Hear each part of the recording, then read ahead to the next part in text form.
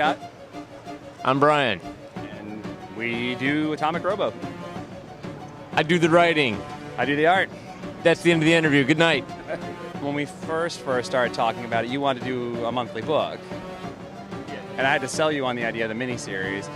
And then it just happened that by going to the miniseries format, we were better able to do what you would want to do anyway with the hopping around time and whatnot. Yeah, doing it in these different miniseries, it definitely, because it's not a traditional book where we just tell a story linearly, forward, just blah, blah, blah every month. So giving people a break every single time we're done with the storyline really helps to reestablish in the mind of the reader, this is this story, this takes place here, etc. It's not like suddenly it's 1960 and then all of a sudden it's 1930, like what happened to that previous storyline. It gives you the reader that break, and it frees us up to do whatever story we want, when we want, and just have fun with it. Exactly. There's always something weird going on in Robo's world. Volume 3 is, Volume 3. Sorry, I'm looking at Volume 3. Volume 5, which is going to be coming out in November, is 1930s gangster-themed kind of miniseries with a bit of weird science thrown in just because it's Atomic Robo. And I'm blanking on the future plan. We got air pirates, jetpacks. We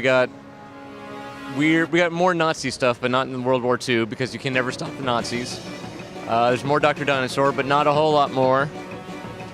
I don't know. That's too early to think about. Here's the thing. We have up to volume 14 roughly planned out, so there's a lot more to come. Yes. Good work. Try. I think we hit our stride. I won't go into the personal details. Creatively, I think we really kind of hit our stride around volume 3, where we both were able to read each other pretty well. And like you said, at the beginning, we were both hesitant to say, well, that's not a good idea, or why don't you do that, or offer any kind of criticism. And by volume 3, we were like an old married couple, and whatever we threw at the other person was like, well, that sucks, do it differently. But it's led to better books. So these days, we kind of, like Brian was saying, we have up to volume 14, I don't want to say plotted out, but planned out. And that was a matter of sitting down together and throwing ideas back and forth. And I have a cool idea for this. It's like, oh, well, that would play off really well with this other thing I was thinking of. Maybe we can combine them into the same story. So it's very organic now. So even that's how Undead Edison happened. It was just a sketch that you did. We never planned to have Edison as a character, but Scott did this sketch of a skeleton head dude in a suit and said something like, well, I wish we had this character in our book because I just like drawing him. I was like, bam, that's Undead Edison. And then that led to the last issue of Volume 4. That led to incorporating him into all of Volume 5. And now he's just this ongoing villain in the modern day. Yeah, that had started with I had just been drawing zombies that day for no good reason.